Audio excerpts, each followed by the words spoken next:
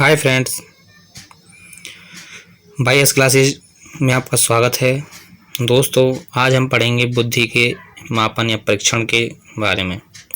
तो देखिए, वास्तविक या समसामयिक आयु यानी क्रोनोलॉजिकल एज को हम CA से संबोधित करते हैं। मानसिक आयु को मेंटल एज यानी MA से संबोधित करते हैं और बुद्धि लब्धि को इंटेलिजेंस क्वांटाइट यानी कि IQ से संबोधित करते हैं। तो बुद्धि लब्धि का सूत्र है MA/CA × 100। तो देखिए दोस्तों, जो बुद्धि का जो मापन किया गया था वो सर्वप्रथम जो मापन किया गया था वो किया गया था बिने-साइमन परीक्षण के द्वारा। यानी बिने-साइमन परीक्षण अल्फ्रेड बिने ने दिया है। यानी यह सिद्धांत अल्फ्रेड बिने का है। यह सिद्धांत इन्होंने 1905 में दिया था, जो कि जिसमें 30 प्रश्न रखे गए थे। इस सिद्धांत को पहला कागज कलम परीक्षण कहते हैं। इसमें इन्होंने जब संशोधन किया था तो वो किया था 1908 में, और 1908 में जब इसको संशोधित किया तो इन्होंने नए परीक्षण 13 वर्ष के बालकों के लिए जोड़े। 13 वर्ष के लिए बालकों के लिए नए परीक्षणों को जोड़ा और पहली बार मानसिक आयु शब्द का प्रयोग किया। इन्होंने जो पहली बार जो मानसिक आयु का शब्द का प्रयोग जो किया था वो किया था 1908 में। बिने-साइमन स्केल 1911 में इन्होंने पुनः फिर नया संशोधन किया। 1908 के परीक्षण के पुराने पद हटाकर नए पद जोड़े गए। इसमें क्या किया गया था कि जो 1908 के जो पुराने पद थे उनको हटा करके नए पद इसमें जोड़े गए थे। तो कुल पदों की संख्या हो गई थी 59।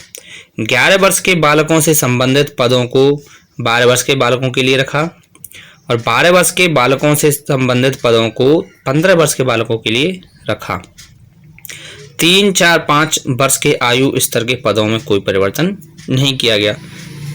देखिए दोस्तों, जो बिने-साइमन परीक्षण है इसमें से जो हमारे कंपटीशन जो एग्ज़ाम हैं, चाहे रीट हो, सीटेट हो, TGT हो या PGT हो, इनमें से प्रश्न आवश्यक आते हैं। इसलिए यह बहुत महत्वपूर्ण सिद्धांत है बुद्धि मापन का।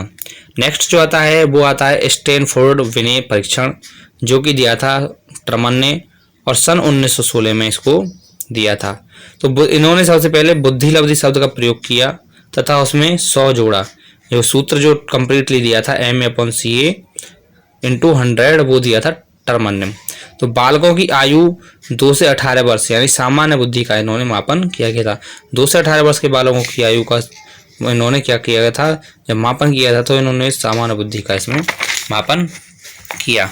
नेक्स्ट देखते हैं कि 3 वर्ष से लेकर प्रौढ़ों तक के पद इसमें शामिल किए गए थे।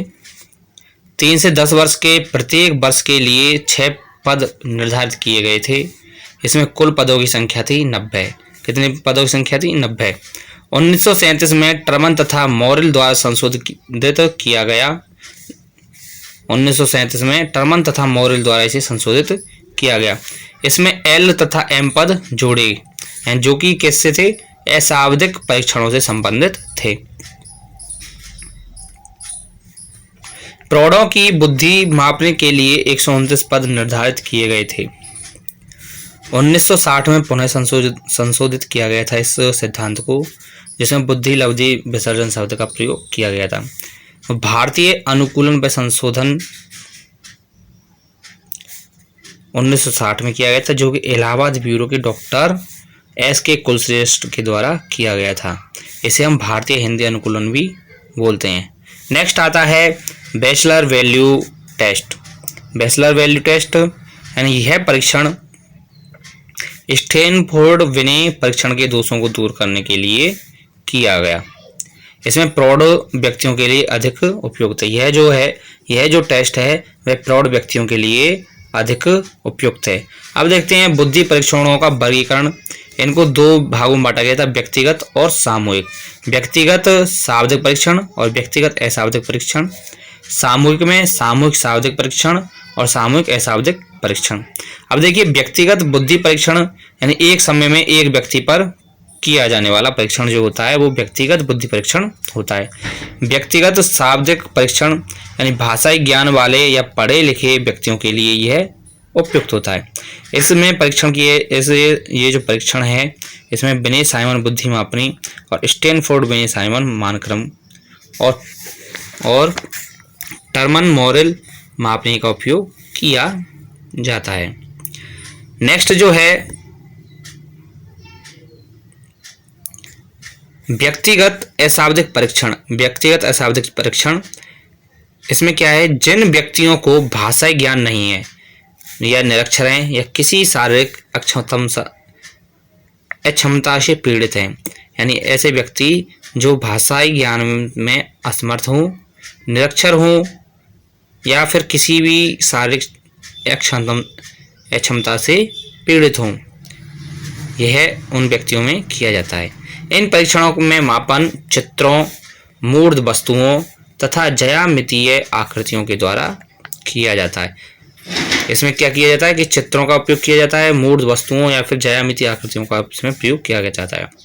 देखिए इसके जो परीक्षण है वो चित्रांकन परीक्षण, चित्र पूर्ति परीक्षण, बैचलर वैल्यू परीक्षण, पोर्टियस भूल भलैया परीक्षण, मॉरल पामर मानसिक परीक्षण, कोहोज का ब्लॉक्स डिजाइन परीक्षण, मिनीसोटा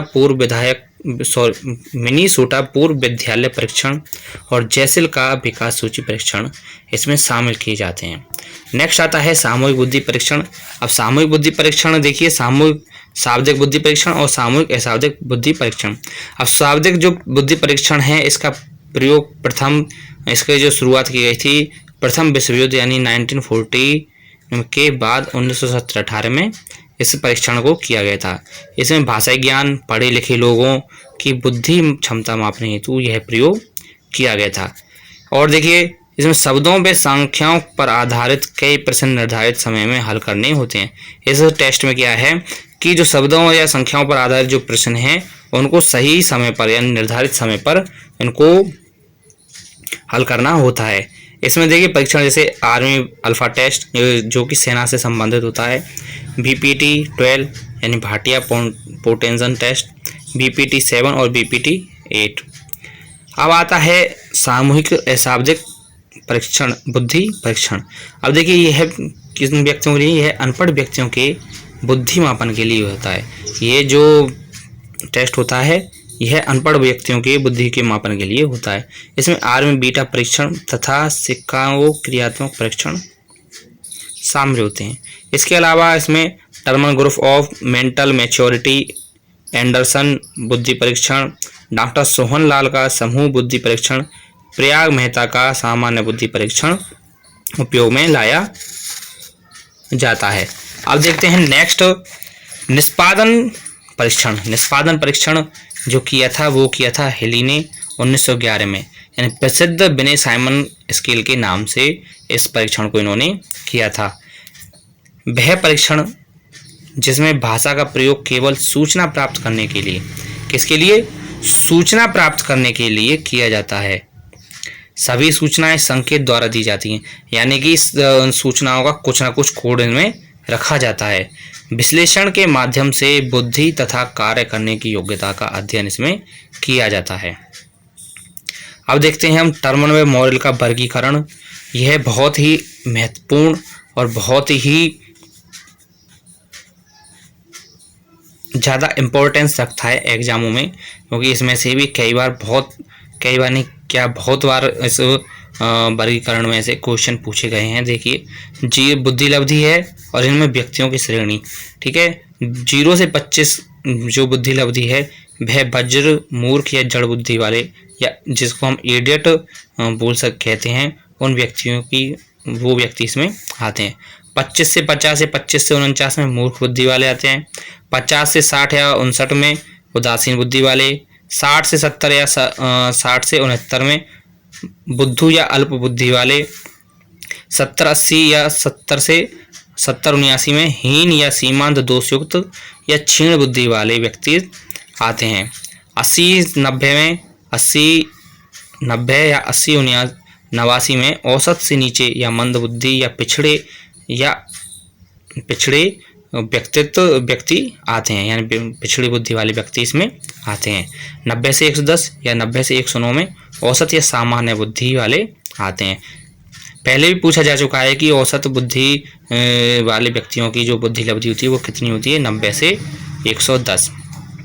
110 से 120 या 110 से 119 इसमें तीव्र बुद्धि या औसत से ऊपर बुद्धि वाले आते हैं। 120 से 130 या 120 से 129 इसमें उत्तम बुद्धि वाले व्यक्तित्व आते हैं।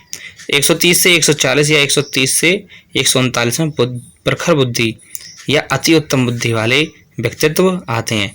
और 140 से ऊपर के जो बुद्धि लब्धि है वह प्रतिभाशाली व्यक्तियों में पाई जाती है, यानी उनको जीनियस बोलते हैं, यानी जीनियस लोगों में ऐसी बुद्धि पाई जाती है। तो दोस्तों, आपको यह वीडियो अच्छा लगा होगा। आप इस वीडियो को लाइक करें और शेयर करें और हमारे YouTube चैनल YS क्लासेस को सब्सक्राइब करें। आपके लिए एक महत्वपूर्ण सूचना और है कि साइकोलॉजी के बाद आपके लिए ज्योग्राफी, पॉलिटिकल साइंस और इंडियन कल्चरल, राजस्थान कल्चरल की जो क्लासेस हैं वो शुरू की जाएंगी। इसलिए आप अपने दोस्तों को इस चैनल के लिए दोस्तों से इस चैनल को सब्सक्राइब कराएं और वीडियो को लाइक करें और शेयर करें।